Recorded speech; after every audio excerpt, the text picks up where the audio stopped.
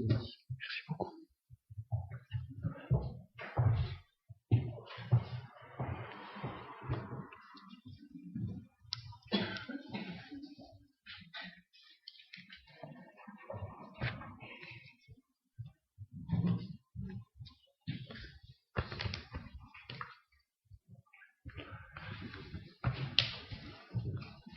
Notre frère Henri me demande simplement de mentionner que le dernier exemplaire de Promesse est arrivé. Ils sont vraiment bien, ces journaux Promesse. Ils traitent du thème de Jérémie. Jérémie, prophète en temps de crise. Donc ça vaut vraiment la peine. C'est vraiment extraordinaire. Voilà, donc vous le savez, c'est le dernier exemplaire de juillet-septembre de cette année.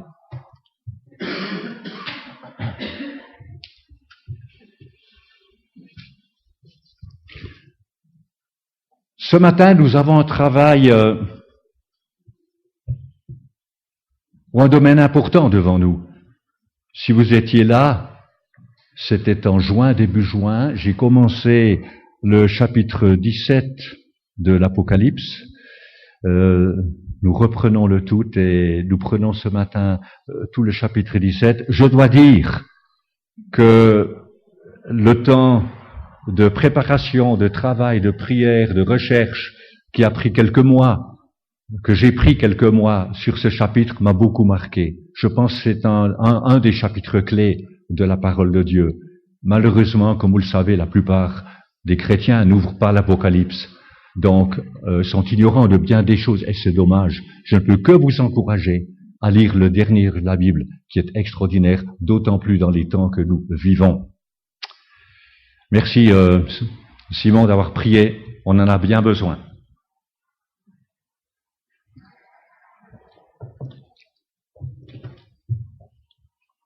Le thème ce matin, c'est la chute de la Babylone religieuse par le pouvoir politique. C'est donc le chapitre 17 de l'Apocalypse. Donc nous avons vu récemment la première partie de ce chapitre 17, et vous vous souvenez que l'Apocalypse consacre 2 chapitres à la chute de Babylone, les chapitres 17 et 18. Le chapitre 17 traite de la Babylone religieuse, voire politique, tandis que le chapitre 18 traite de la Babylone commerciale. Nous sommes là dans une économie de marché mondial. Nous verrons cela, Dieu voulant, en octobre, si le Seigneur n'est pas encore revenu. Donc, je ferai un très bref rappel des versets 1 à 8, qui est de toute façon utile, et ensuite nous verrons le reste. Premier point, une femme assise sur une bête. Je lis les versets 1 à 6. Puis, un des 7 anges qui tenait les 7 coupes vint me parler et dit, viens, je te montrerai le jugement de la grande prostituée qui est assise sur les grandes eaux. C'est avec elle que les rois de la terre se sont livrés à l'immoralité, et c'est du vin de sa prostitution que les habitants de la terre se sont enivrés. Alors il me transporta en esprit dans un désert, et je vis une femme assise sur une bête écarlate couverte de noms blasphématoires et qui avait 7 têtes et 10 cornes. Cette femme était habillée de pourpre et d'écarlate et parée d'or, de pierres précieuses et de perles. Elle tenait dans sa main une coupe d'or remplie d'abominations et des souillures de sa prostitution.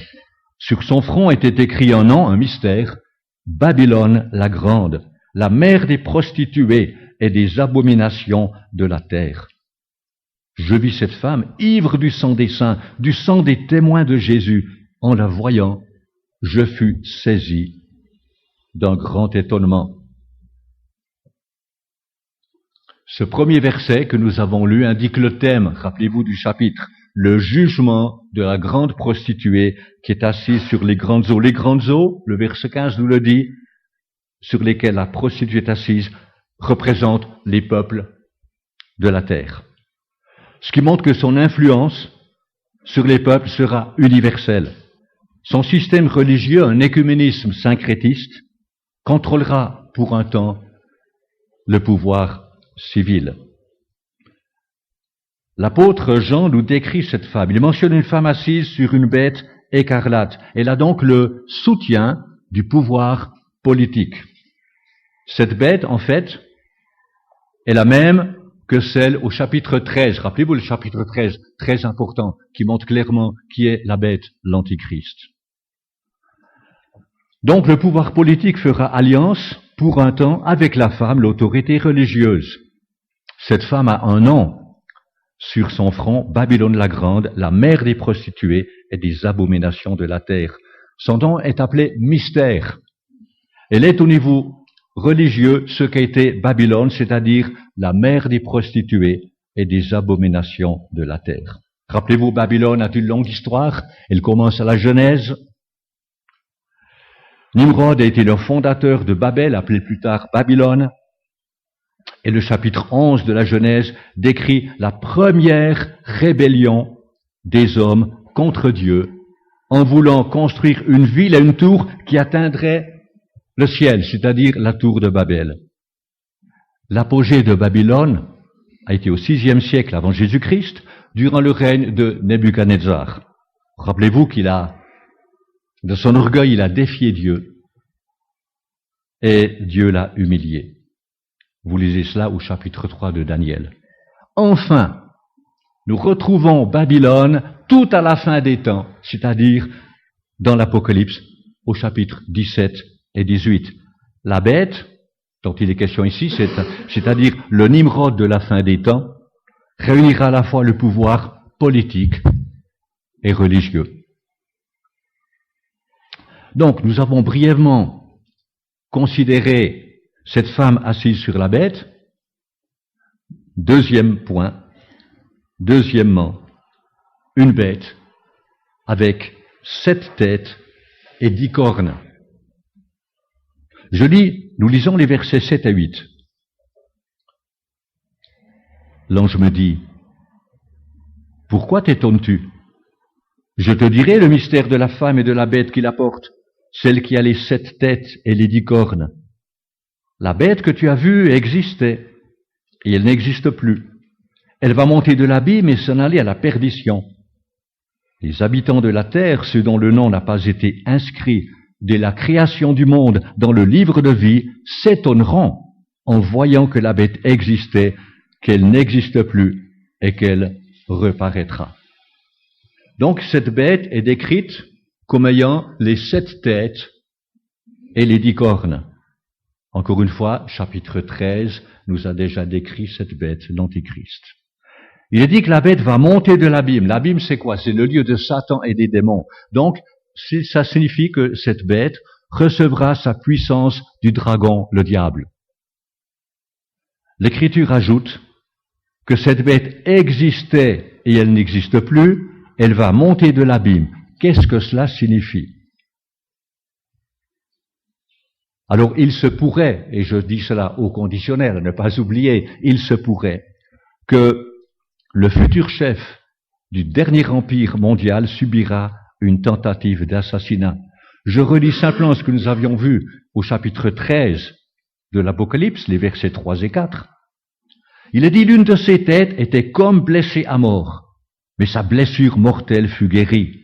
Remplie d'admiration, la terre entière suivit alors la bête. On adora le dragon parce qu'il avait donné l'autorité à la bête. On adora aussi la bête en disant, qui est semblable à la bête et qui peut combattre contre elle? Donc sa blessure devrait causer sa mort. Les nations seront sous le choc, mais de façon surnaturelle, par la puissance de Satan, il guérira de sa blessure mortelle. Le monde sera si impressionné par le retour à la vie du chef mondial et de son empire qu'ils suivront la bête. Et les derniers 42 mois de la tribulation mondiale constitueront la forme finale de l'apostasie où la terre entière adorera un homme, l'Antichrist, et le dragon, Satan. Voilà pour la bête. Qu'en est-il des 7 têtes? Eh bien, nous lisons les versets 9 à 11. Et là, c'est ce que nous sommes arrêtés donc en juin. Maintenant, c'est ce que nous allons voir, versets 9 à 11, les 7 têtes. C'est ici qu'il faut une intelligence éclairée par la sagesse. Les 7 têtes sont 7 montagnes sur lesquelles la femme est assise. Ce sont aussi 7 rois. 5 sont tombés, l'un règne, l'autre n'est pas encore venu. Et quand il sera venu, il ne doit rester que peu de temps. Quant à la bête, qui existait et qui n'existe plus, elle est elle-même un 8e roi. Elle fait partie des 7 et s'en va à la perdition. En disant cela, peut-être vous comprenez ce que l'Écriture dit, qu'il faut une intelligence éclairée par la sagesse. C'est vraiment difficile. Et c'est clair que si nous entrions dans ce passage sans avoir le contexte de l'Apocalypse et de quantité d'autres prophètes tels que Daniel, c'est totalement mission impossible. Ça demande encore une fois une connaissance de tout ce qui était écrit précédemment, spécifiquement des prophètes, et de l'Apocalypse, et de prendre le temps avant de dire quoi que ce soit.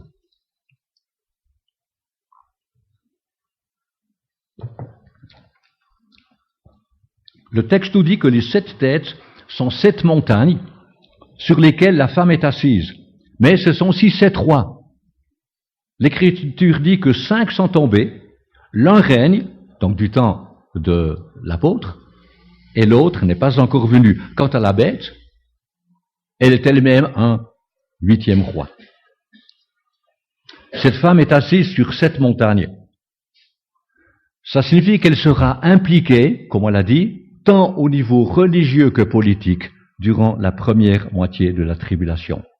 Selon l'interprétation traditionnelle, le pouvoir ecclésiastique sera à Rome.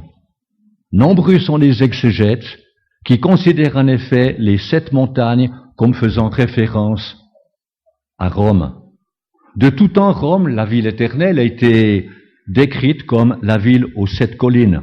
Dans des guides de voyage en Italie, il est mentionné les 7 collines de Rome. Les 7 collines, elles ne sont pas bien hautes, entre 45 et 70 mètres, sont situées de part et d'autre du Tibre.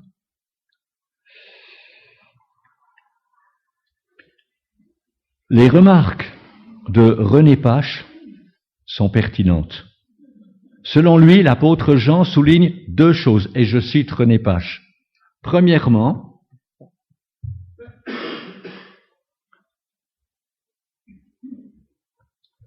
la femme exerce une influence universelle. Les habitants de la terre se sont enivrés du vin de son impudicité, et elle est assise sur des peuples, des foules, des nations et des langues.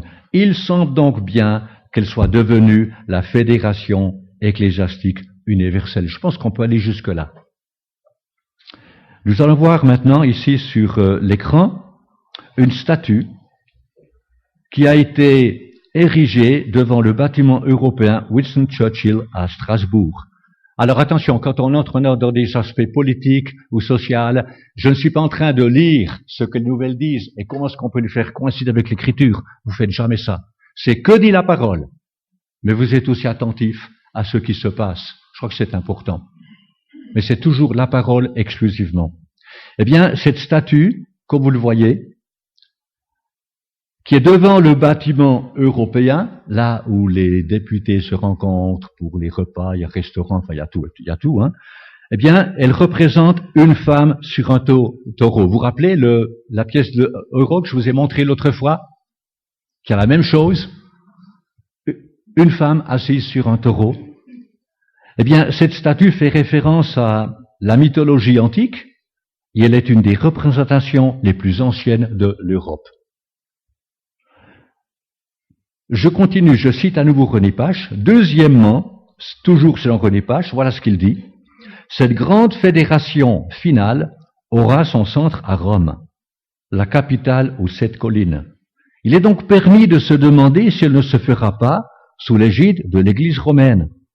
Cette dernière paraît en effet seule posséder l'organisation ecclésiastique mondiale capable de former l'armature de la grande union de toutes les religions. J'ai beaucoup hésité avant de citer, de dire cela. Il fut un temps, je ne me serais pas avancé si loin. Mais en voyant la réalité, je pense qu'on doit le mentionner. Et je peux penser que René Pache, ce qu'il dit est juste. Comme je l'ai mentionné précédemment, nous ne critiquons pas les personnes, attention, mais le système. On n'est pas en train de critiquer les catholiques. On voit le système qui va dans une mauvaise direction, qui s'allie avec le monde. C'est ça qu'on veut dire. Mais nous aimons les catholiques, nous prions pour eux. Il y a de véritables chrétiens dans l'Église catholique. Donc, gardons une bonne attitude. On peut peut-être voir, je l'ai mentionné, vous vous rappelez, en juin, le pape François qui a lancé en janvier de cette année sa chaîne télévisée de prière. C'est un réseau mondial en 9 langues. Vous le voyez dans YouTube. Alors c'est une très courte vidéo que nous allons voir maintenant. Je crois que c'est 1 minute 30.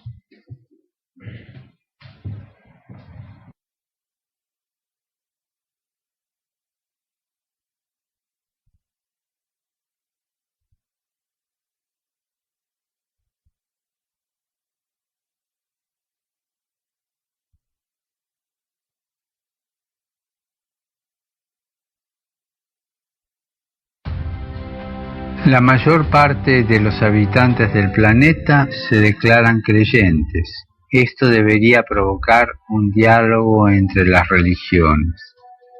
No debemos dejar de orar por él y colaborar con quienes piensan distinto. Confío en Buda. Creo en Dios. Creo en Jesucristo. Creo en Dios, Alá.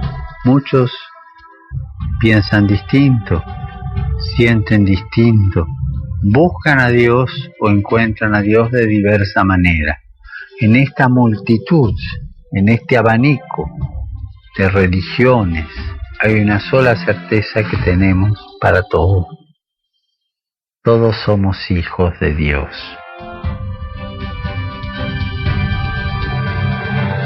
Creo en el amor. Creo en el amor. Creo en el amor. Creo en el amor. Confío en vos para difundir mi petición de este mes, que el diálogo sincero entre hombres y mujeres de diversas religiones conlleve frutos de paz y justicia. Confío en tu oración.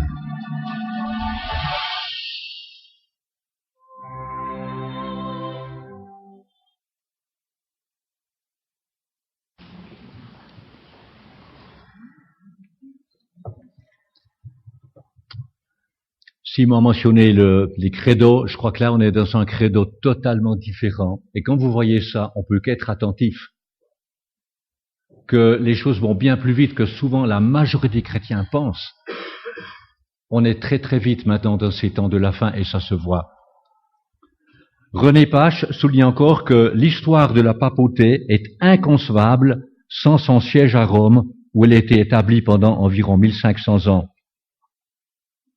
Ajoutons aussi que, de tout temps, Rome a voulu influencer le pouvoir temporel. Comme dit ici le chapitre 17, voilà le verset 2, les rois de la terre. De tout temps, Rome a voulu être impliqué au niveau politique. Mais, étant donné que les 7 têtes sont également 7 rois, ces 7 têtes pourraient représenter, de nouveau conditionnel, pourraient représenter les grandes puissances mondiales. Alors que l'apôtre Jean écrit ces lignes, 5 royaumes, c'est ce que lui dit, 5 royaumes sont tombés. L'Égypte, la Syrie, Babylone, la Perse et la Grèce. Jean dit, l'un règne, du temps de l'apôtre, c'est l'Empire romain. Jean mentionne un autre roi qui n'est pas encore venu, il pourrait s'agir du dernier empire, celui de l'Antichrist. L'Écriture ajoute qu'il sera là que peu de temps, ce qui fait confirmer que c'est vraiment ce règne de l'Antichrist qui sera très court et qu'il ira à la perdition. Quant au 8e roi, faisant partie des 7, selon le verset 11, il s'agit du dictateur final qui dirigera le dernier empire sur la terre, lequel sera détruit par le Messie lors de sa seconde venue. Nous allons voir maintenant sur l'écran une autre indication, c'est un poster de l'Union européenne. faut bien regarder. Que signifie ce poster? Peut-être ce qu'on peut dire, c'est que premièrement, les bâtisseurs de l'Union européenne se sont inspirés de la tour de Babel comme modèle pour l'Union européenne. Cette affiche, rappelez-vous, reproduit la tour du tableau peint par Bruegel que nous verrons tout bientôt. On peut dire aussi, quant au slogan « Europe, many tongues, one voice », l'Europe, plusieurs langues, une seule voix, c'est significatif. L'homme ne peut pas annuler le châtiment de Dieu lors de la construction de Babel par Nimrod. Rappelez-vous dans la Genèse, qu'est-ce qu'a dit Dieu de tout le temps? Éparpillez-vous sur toute la terre. L'homme a refusé. On va être unis, on va être un, on va être fort, on veut défier Dieu, on veut personne du genou. Qu'est-ce que fait Dieu? Calmement, calmement. Eh bien voilà, création de toutes les langues. Donc, les gens se dispersent. Et maintenant, on veut revenir à l'attaque en disant, oui, c'est vrai que nous avons beaucoup de langues, mais on va parler d'une seule voix. Et ça, c'est très dangereux. Enfin, regardez les étoiles, n'est-ce pas étrange? Elles sont à l'envers, ce sont des pentagrammes inversés qui font référence à quelque chose de maléfique. Donc il y a une volonté là de s'inspirer du mal pour l'Europe. Et beaucoup ne voient pas ça. Et qu'est-ce qu'on doit prier quand on pense quantité? Regardez comme en Angleterre, à Londres. Oh, on veut partir de l'Europe, comme ça on peut travailler où on veut. Et on ignore où l'Europe va. C'est comme être dans un bateau, un beau paquebot, et qui va contre un iceberg. Peut-être que l'intérieur est beau, vous avez un bon champagne et tout, mais où va le paquebot? C'est là la question. Et là, ce paquebot va dans la mauvaise direction. Il y a eu tant de protestations suite à ce poster qu'il a été banni.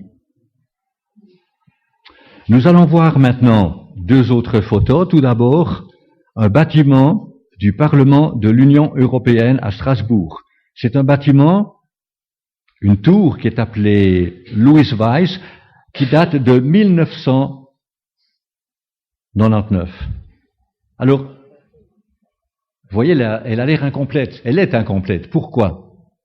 Eh bien, selon ses promoteurs, elle reflète la nature inachevée de l'Europe. Mais si vous regardez plus en détail, peut-être vous serez frappé par le symbolisme de cette tour. Ce bâtiment ressemble étrangement au tableau de la tour de Babel peint par Bruegel en 1563. Ce qui signifie, si cela est correct, que les promoteurs de l'Union européenne veulent poursuivre le travail inachevé par Nimrod, qui a construit la tour de Babel pour défier Dieu. Voilà le tableau. C'est quand même époustouflant. Quand on met tout cela ensemble, je crois qu'on doit être attentif. Dieu veut qu'on soit attentif. Donc, je pense qu'on peut conclure que la philosophie sur laquelle l'Union européenne est bâtie est néfaste. J'entre pas ici en politique, ça peut être pour certains de là, j'entre en politique. Non, c'est pas du tout ça. Nous devons être attentifs. Mais je pense que la philosophie sur laquelle l'Union européenne est bâtie est néfaste. Pourquoi? Parce qu'elle est basée sur le rejet de Dieu et la déification de l'homme. En outre, le fait d'avoir des nations séparées les unes des autres fait partie du dessein de Dieu, et ça souvent on l'oublie. Pour préserver l'humanité de totalitarisme planétaire, et là je ne fais que citer Jean-Pierre Gabert, qui met en garde. Que dit, ça c'est un passage à souligner dans votre Bible, Deutéronome 32:8. Soulignez dans votre Bible, Deutéronome 32:8. Le Très-Haut a donné un héritage aux nations. Quand il a séparé les humains, il a fixé les frontières des peuples. Et c'est justement ce qu'on ne veut plus en Europe. Acte 17, verset 26, dit la même chose. En résumé, nous pouvons dire ceci. Après l'enlèvement de l'Église, l'Antichrist sera révélé.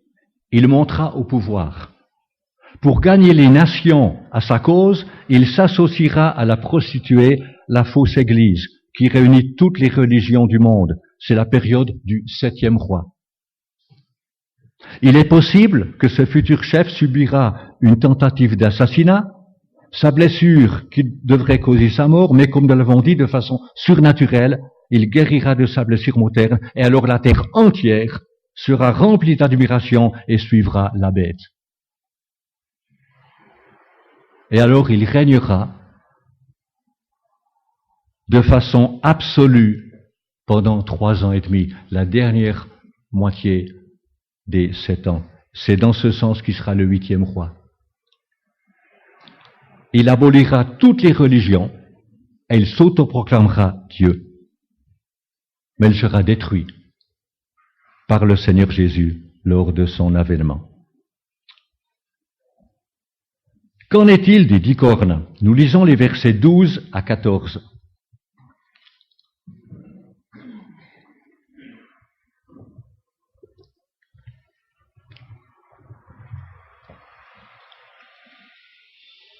Les 10 cornes que tu as vues sont 10 rois qui n'ont pas encore reçu de royaume, mais ils reçoivent le pouvoir de régner pendant 1 heure avec la bête.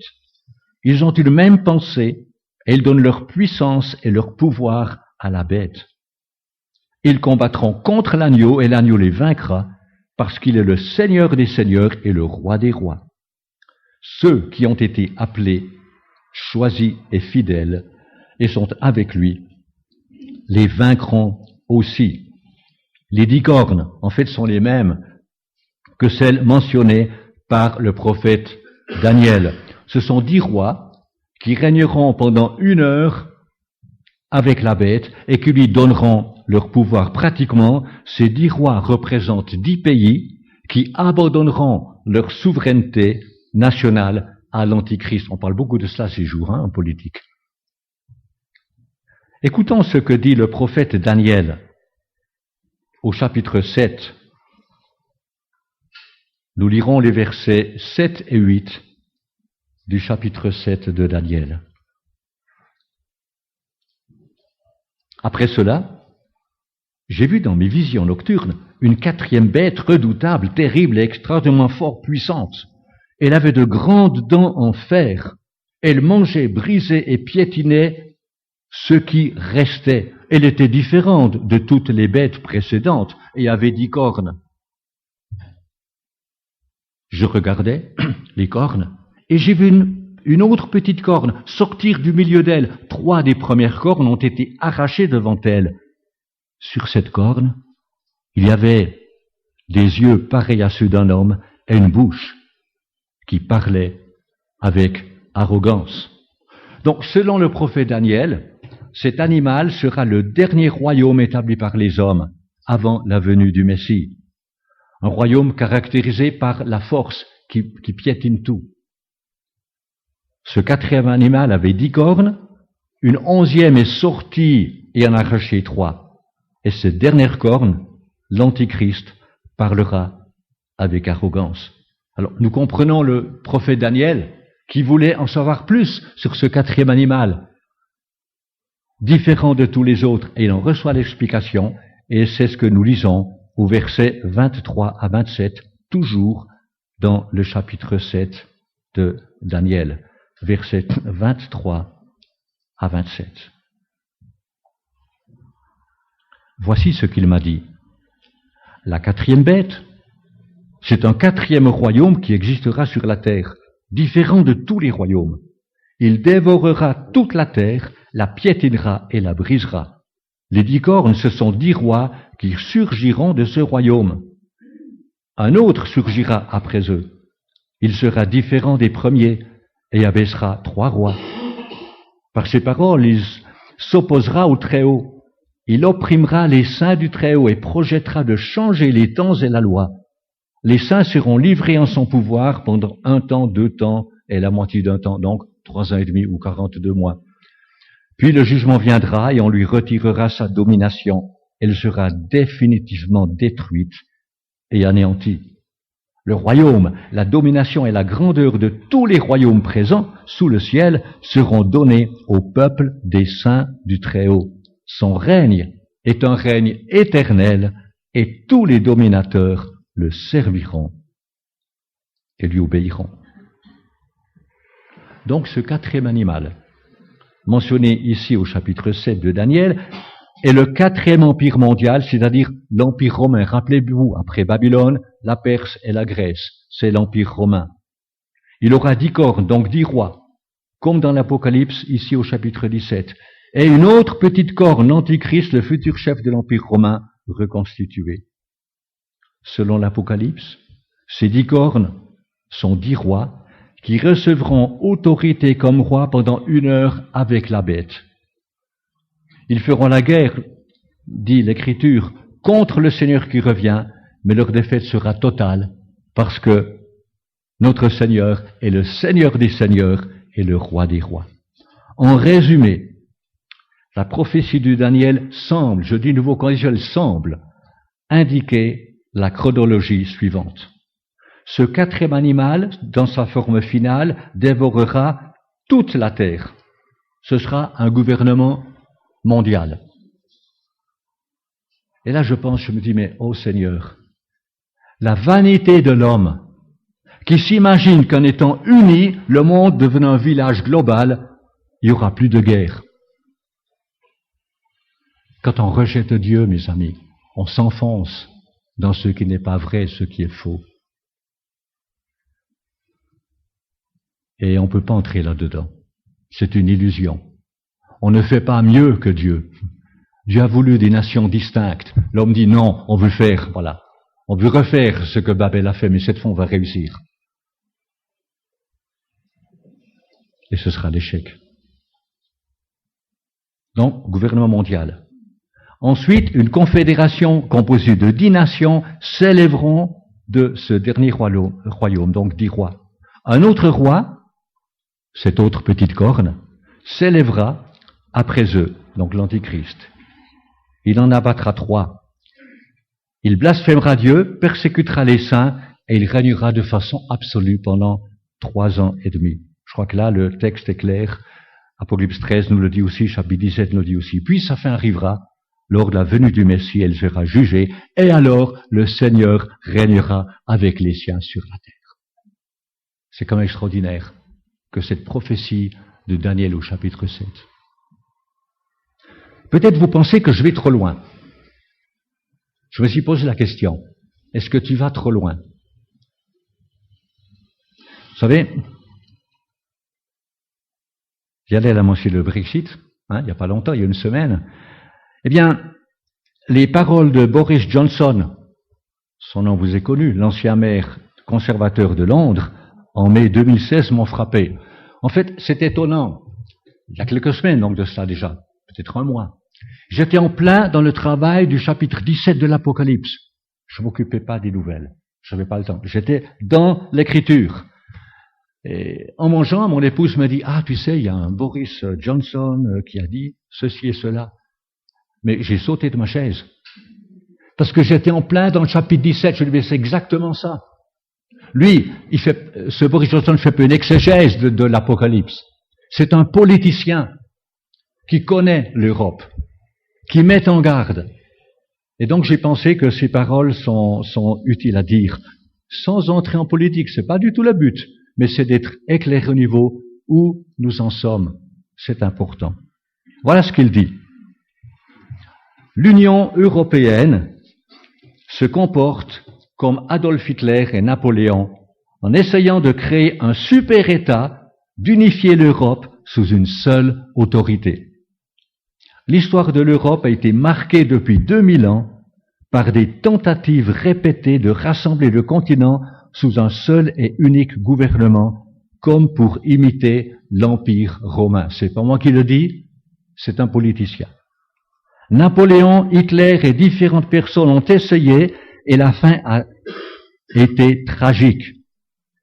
Voilà ce que l'Union européenne essaye de faire en utilisant différentes méthodes. Je pense qu'il faut le dire. Quand on est dans l'écriture, chers amis, et qu'on voit ce qui se passe, je crois qu'on doit être attentif. On peut être d'accord ou pas, c'est pas important, mais on doit être attentif. D'ailleurs, puisqu'on parle de l'Angleterre, il y a même eu un flyer, c'est Leslie Robb qui me l'a donné, de The Protestant Truth Society. Alors eux vont pas de main morte, on fera peut-être pas ça en Suisse, mais voilà ce qu'ils ont édité. Why Christians should vote to leave the EU.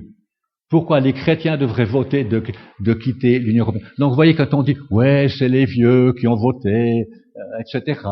Les jeunes voulaient rester, on est loin de la vérité. Attention aux médias. Il y a beaucoup de personnes clairvoyantes qui voient où va l'Europe, que c'est pas un bon système. C'est pas un bon système. Mais nous arrivons, et là on est à la fin, les versets 16 à 18 qui traitent du dernier point. Les 10 rois et la bête accomplissent malgré eux le plan divin. Versets 16 à 18. Les 10 cornes que tu as vues et la bête détesteront la prostituée et la dépouilleront et la mettront à nu. Elles mangeront sa chair et la détruiront par le feu. En effet, Dieu leur a mis à cœur de réaliser son propre projet en ayant la même pensée et en donnant leur royauté à la bête jusqu'à ce que les paroles de Dieu soient accomplies. Et la femme que tu as vue,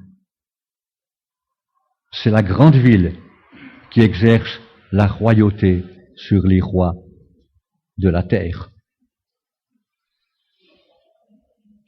Donc, la Babylone religieuse, cette femme, cette gigantesque fédération ecclésiastique mondiale apostate, qui avait recherché, rappelez-vous, des alliances avec le pouvoir civil, sera détruite par cette même puissance politique. Ça dit beaucoup, cela. Quand cela aura-t-il lieu? Eh bien, durant la première moitié de la tribulation, des 7 ans, la chrétienté apostate, qui regroupera toutes les religions, islam inclus, eh bien, va fleurir sur la terre. Puis on le voit déjà aujourd'hui. Tout ce qu'on fait aujourd'hui, même si c'est pour le Gothard, pour l'inauguration, ben vous avez un imam, on y est, mes amis, on pratique, on y est.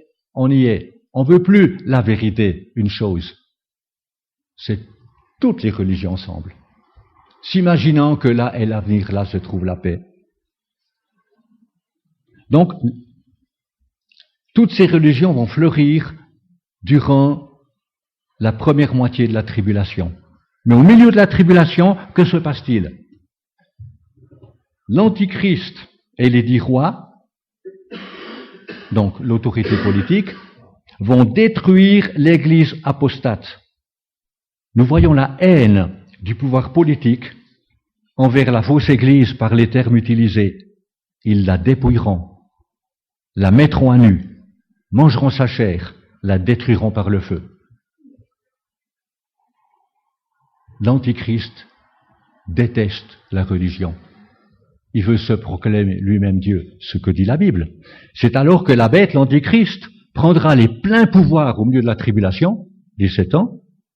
Il s'autoproclame Dieu, il va s'autoproclamer Dieu, et il exigera l'adoration de tous. Vous lisez cela dans l'Apocalypse 13, dans 2 Thessaloniciens par exemple. Mais chose extraordinaire, en agissant ainsi, on parle du pouvoir politique, l'Antichrist et ses 10 alliés ne feront qu'accomplir la volonté de Dieu. N'est-ce pas merveilleux? Le méchant fait une œuvre qui le trompe. Nous n'avons pas à être effrayés de tout cela. Dieu est souverain. Il y a d'autres exemples d'ailleurs dans la Bible. Rappelez-vous, lorsque l'empereur romain, César Auguste, a ordonné un recensement de tout l'Empire, mais il n'a fait qu'accomplir les desseins de Dieu. C'est ainsi que Joseph et Marie ont dû se rendre à Bethléem, l'endroit précis où devait naître le Messie. Et il en sera de même pour l'Antichrist. Comme le dit le proverbe, le cœur du roi est un simple courant d'eau dans la main de l'Éternel, il l'oriente comme il le désire. Notre Dieu est souverain. Quoi que fasse l'homme, le Très-Haut ne sera jamais pris au dépourvu. Nous pouvons marcher dans la paix, quels que soient les événements qui surgissent sur la terre, parce que notre Dieu est souverain. Je conclus par ces mots. En vue des événements qui doivent arriver, prenons à cœur les paroles solennelles de l'apôtre Paul à son fils Timothée, son fils dans la foi. Il dit ceci: devant Dieu et devant Jésus-Christ, je t'ordonne de garder le commandement reçu, c'est-à-dire la foi chrétienne, la bonne et saine doctrine. Je t'ordonne de garder le commandement reçu en vivant sans tache et sans reproche jusqu'à l'apparition de notre Seigneur Jésus-Christ. Voilà notre mission. Qu'il est facile de dévier. Mes amis, restons fermes, soyons ses témoins, par une vie pure, une vie sainte, où nous n'avons qu'une passion, servir le Seigneur, marcher avec lui, être fidèle à sa parole, car il revient bientôt. Ne soyons pas effrayés par ces choses, mais soyons conscients des temps que nous vivons, des temps très privilégiés. Amen.